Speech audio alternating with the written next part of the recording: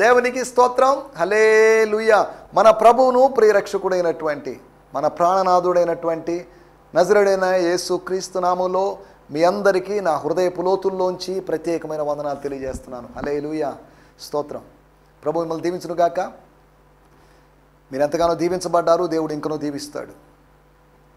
సజీవులున్న దేశంలో యెహోవా దయను పొందుతున్న నమ్మకం మనకు లేకపోతే మనం ఏమైపోతాం? ఈ సజీవులున్న దేశంలో యెహోవా దయను మనం పొందుకుంటూ మనం అనుదినం ముందుకు సాగుతున్నాం.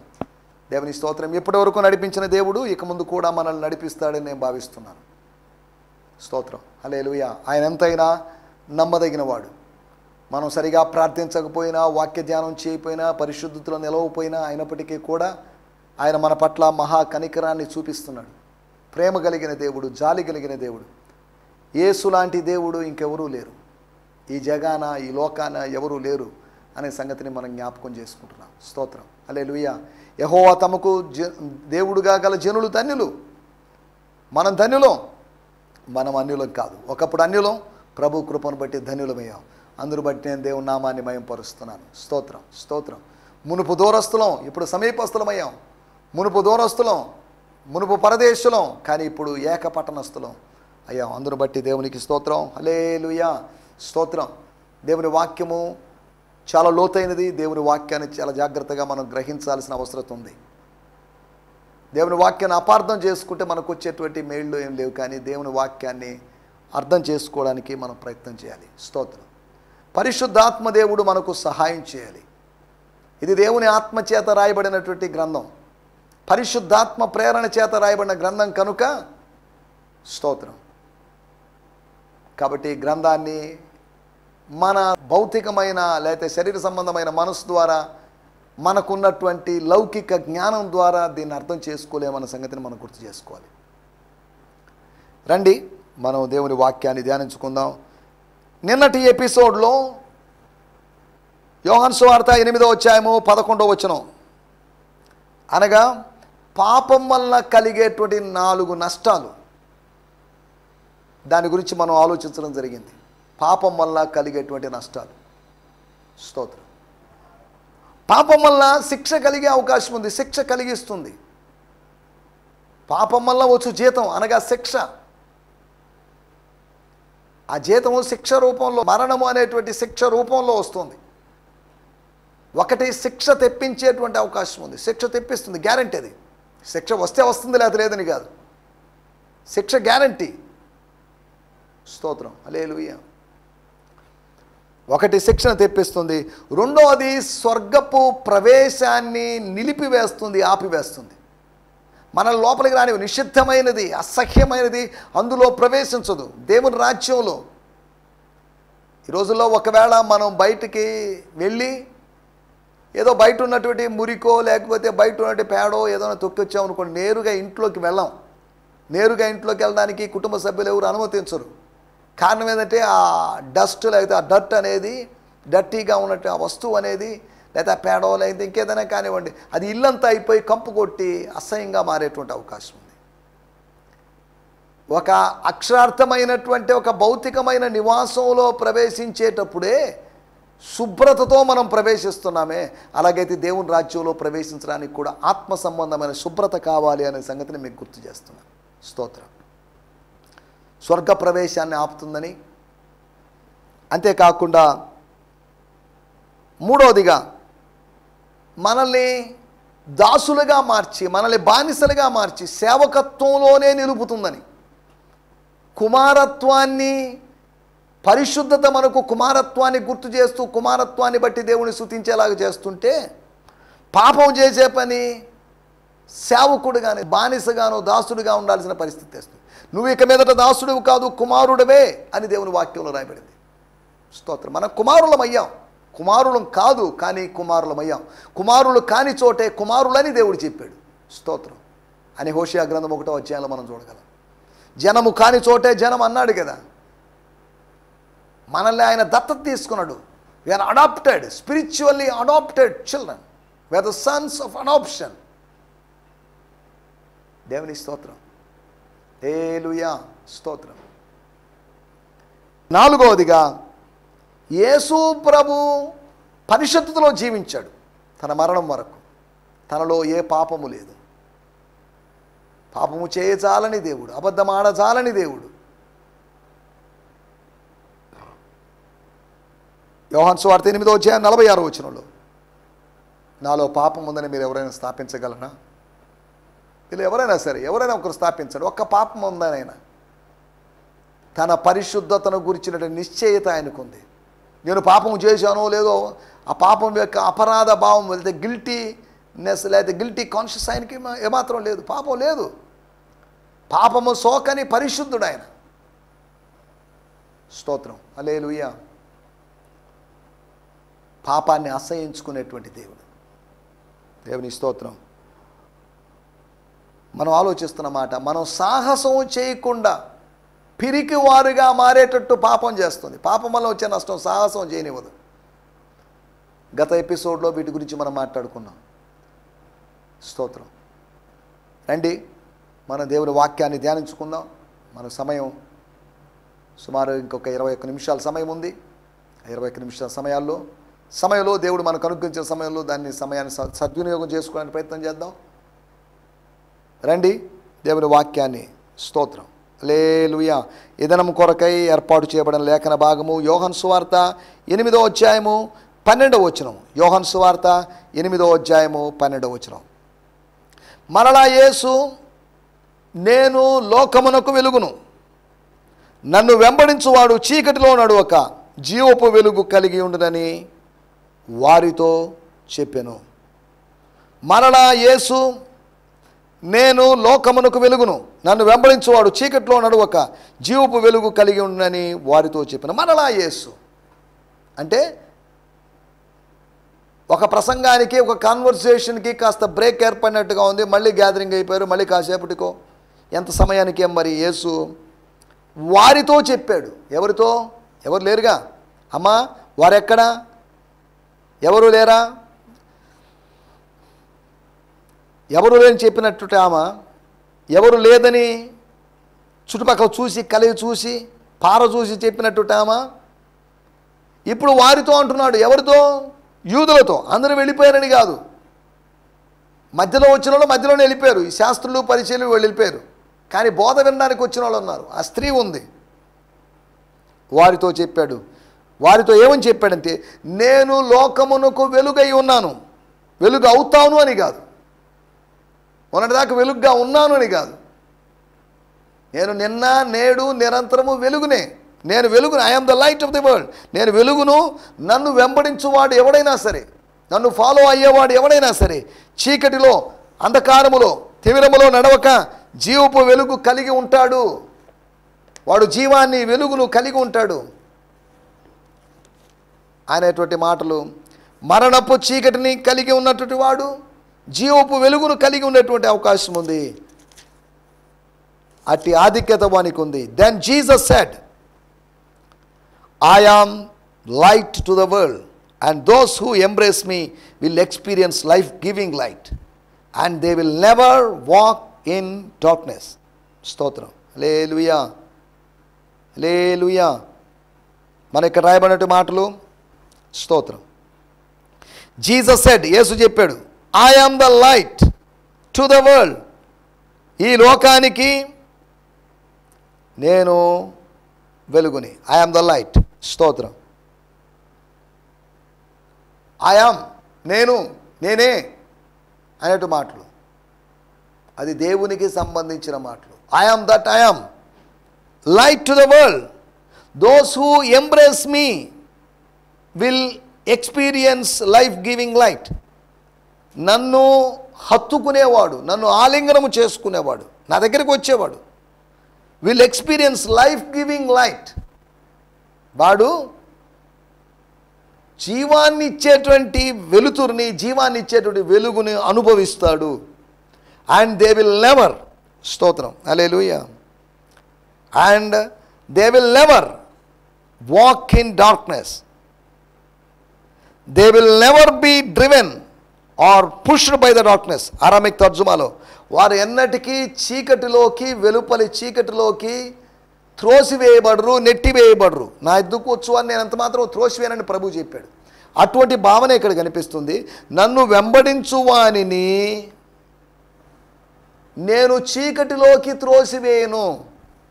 దేవుని స్తోత్రం. నేను బయటికి త్రోసివేయను అన్నాడు, చీకటిలోకి త్రోసివేయనని అరామిక్లోని తర్జుమా ప్రకారం మనం అర్థం చేసుకోగలం.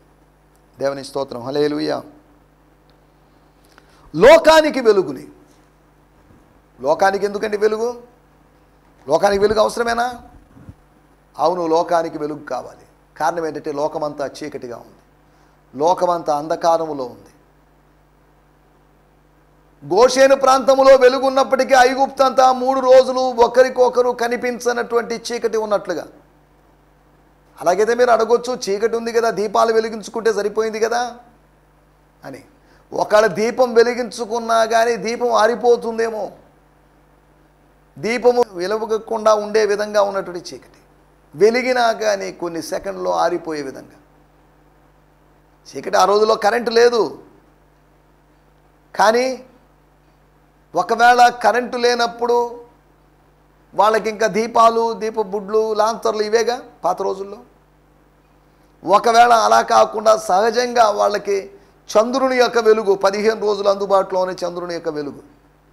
ఇప్పుడు అది కూడా లేదు అంటే అమావాస్య ఏర్పడింది వాళ్ళకి.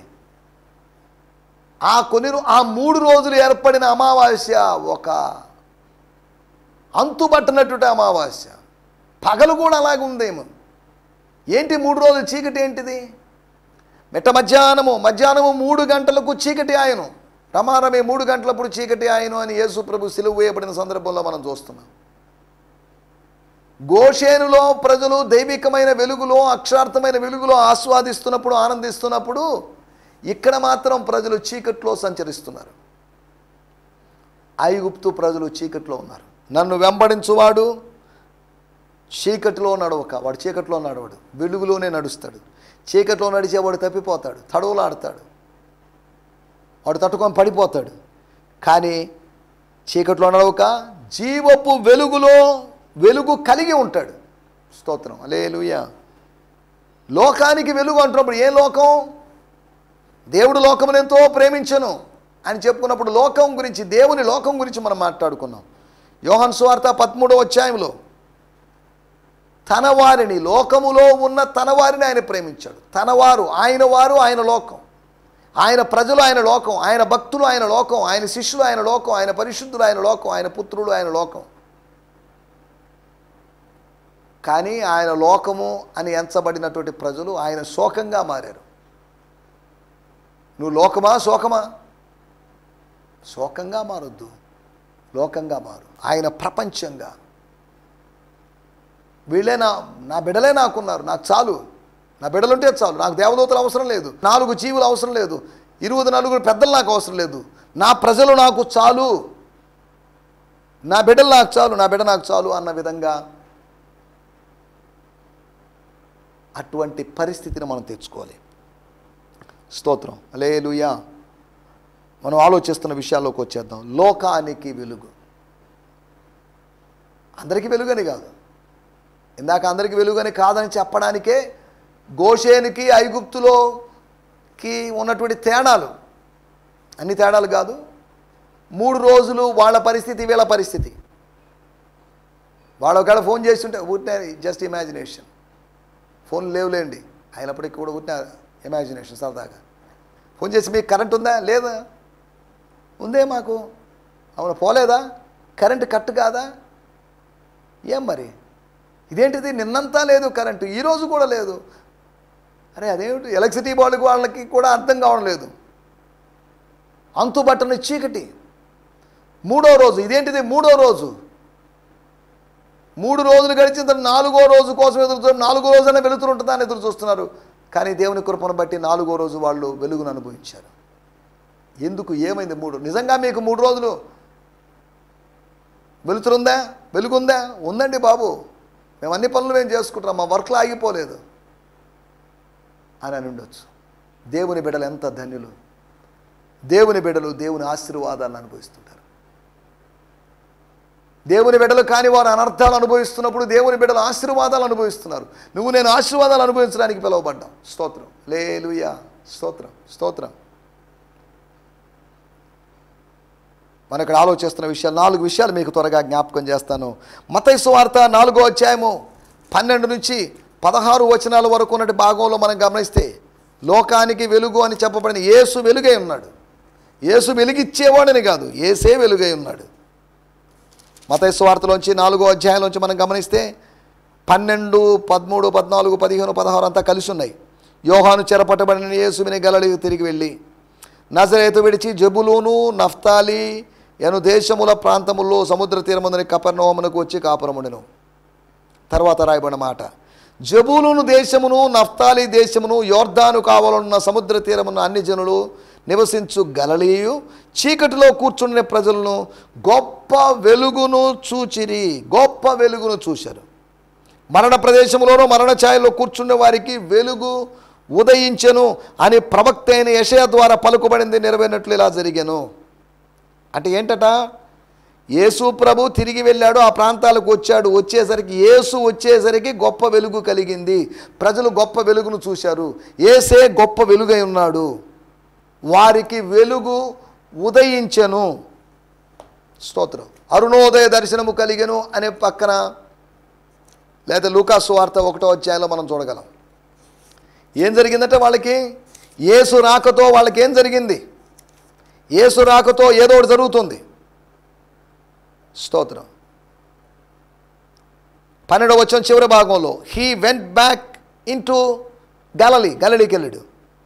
13వ వచనం Jesus moved from Nazareth to make his home in Capernaum which is by lake Galilee in the land of Zebulun and Naphtali.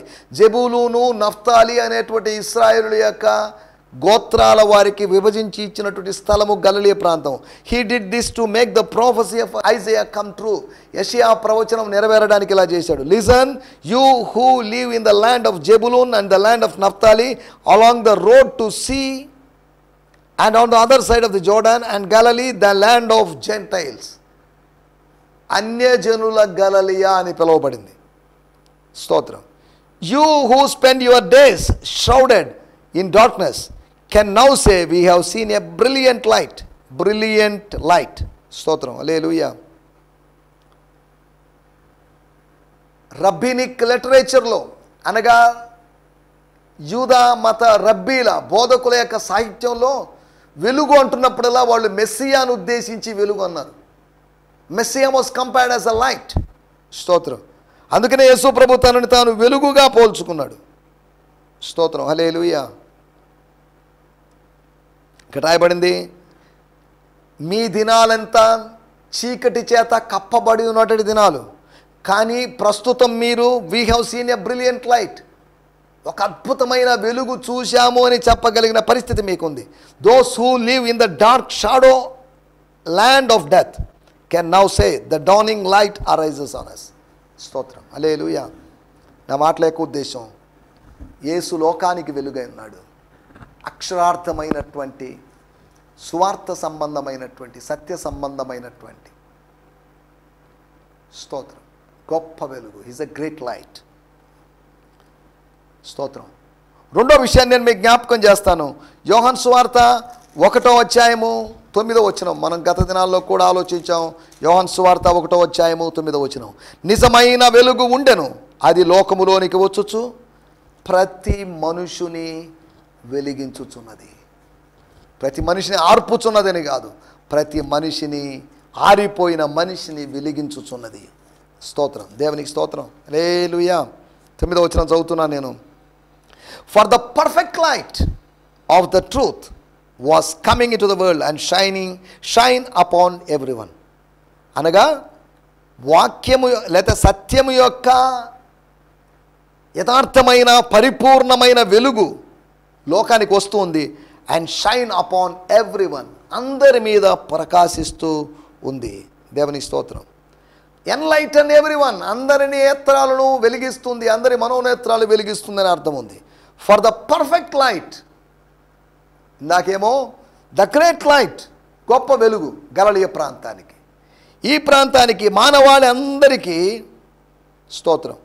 Perfect light of truth, సత్యం యొక్క అనగా నిజమైన ట్రూ లైట్ లేకపోతే జెన్యూన్ లైట్, యథార్థమైనటువంటి వెలుతురు లేకపోతే వెలుగు లోకానికి వచ్చింది. యేసు రాకతో యథార్థమైన వెలుగు వచ్చింది.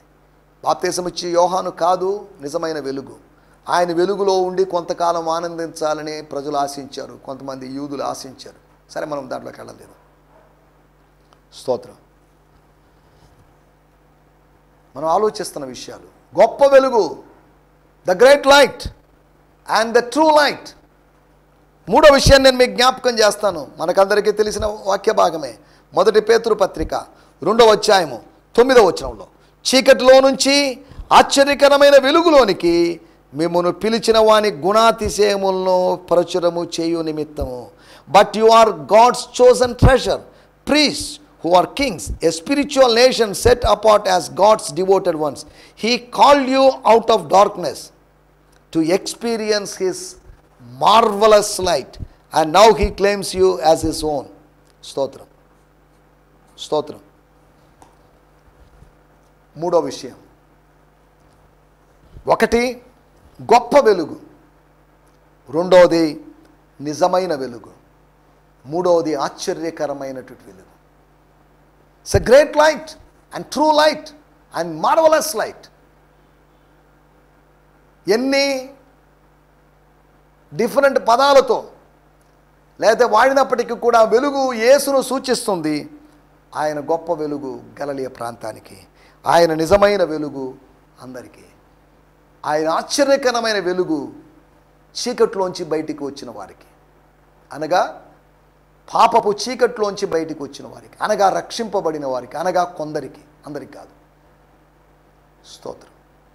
గలిలయలకు గొప్ప వెలుగుగాను, అందరికీ నిజమైన వెలుగుగాను, కొందరికి రక్షింపబడిన వారికి ఆశ్చర్యకరమైన వెలుగుగాను ఆయన ఉన్నాడు. మనం ఇప్పుడు వెలుగులో ఉన్నాం, ఒకప్పుడు చీకట్లో ఉన్నాం. స్తోత్రం, హల్లెలూయా. నాలుగో విషయం కూడా నేను చెప్పి ముగించేస్తాను. 1 యోహాను పత్రిక 2వ అధ్యాయము 8వ వచనంలో మనం గమనించినట్లయితే, 1 యోహాను పత్రిక 2వ అధ్యాయము 8వ వచనం, దేవునికి స్తోత్రం, హల్లెలూయా, స్తోత్రం. అక్కడ రాయబడిన మాటలు, స్తోత్రం. యోహాను రాసినటువంటి సువార్త రాసినటువంటి ఆ వ్యక్తే 1 యోహాను పత్రిక రాశాడు. యోహాను రాసిన 2వ పత్రిక, 3వ పత్రిక, మొత్తం 3 పత్రికలు, ప్రకటన గ్రంథం రాశాడనే సంగతి, మొత్తం 5 పుస్తకాలు రాశాడనే సంగతి మనకు తెలిసిన విషయమే.